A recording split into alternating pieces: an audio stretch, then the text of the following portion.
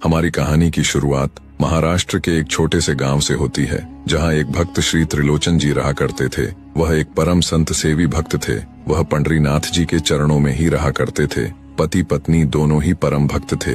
दुर्भाग्यवश उनके कोई संतान नहीं थी, लेकिन वह एक बड़े खानदानी थे। उनके पास खूब सारा धन और सोन चांदी था। तो उन्होंने मन बनाया कि पंडरीनाथ भगवान के दर्शन को जो भी वैष्णवी आया करते थे, उनके भोजन प्रसादी की पूरी व्यवस्था हमारे घर में होगी। ऐसे ही एक दिन श्री त्रिलोचन जी रास्ते में खड़े हो गए, और जब कुछ वैष्णव भक्त पंडरीनाथ भगवान के दर्शन को आए, उनको प्रेम पूर्वक अपने घर बुलाया और बढ़िया उनको प्रसाद खिलाया। और जब पंडरीनाथ भगवान के दर्शन कर भक्त वापस जाते थे, तो रास्ते में जो भी संत महात्मा मिलते, उनसे बता दिया करते कि भैया पंडरीनाथ के दर्शन को जा रहे हो तो एक बार त्रिलोचन जी के यहाँ जाना। वह संतों के अनुकूल ही भोजन प्रसाद बनाते हैं। सभी संत महात्मा कहते, ये तो बड़ी अच्छी बात है। धीरे धीरे समय अनुसार उनकी बड़ी ख्याति हो गई। अब तो जितनी भीड़ पंडरीनाथ मंदिर में होती, उतनी ही भीड़ त्रिलोचन जी के घर में होती। सभी संत भक्त उनके यहाँ प्रसाद पाने के लिए जाते। त्रिलोचन जी और उनकी पत्नी बड़े प्रसन्न होते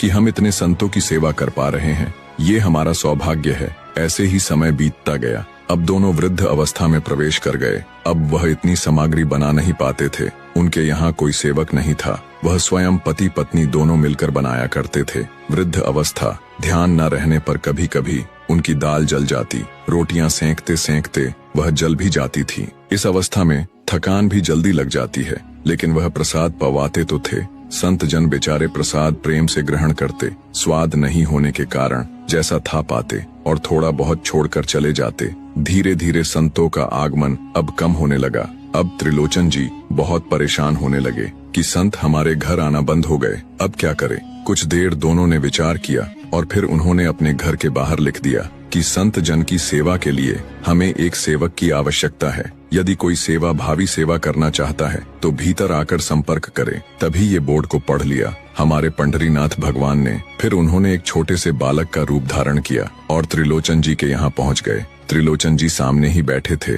भगवान बोले, साहब जी, आपने बाहर लिख रखा है कि जो भी संत सेवा के लिए इच्छुक हो तो भीतर आकर संपर्क करे, मुझे सेवा करनी है। त्रिलोचन जी और उनकी पत्नी देखे कितना छोटा बालक है, कितना प्यारा है। बोले, तुम्हारे माता पिता कौन है? होंगे तो पता नहीं, मैंने कभी अपने माता पिता को नहीं देखा। मैं अकेला ही हूँ, ना मेरे कोई भाई है, ना कोई मित्र है, ना कोई बंधु है। मैं अकेला ही हूँ। त्रिलोचन जी की पत्नी को दया आ गई। अरे राम राम, अकेला बालक, अच्छा ठीक है, तुम यहाँ सेवा कर लेना।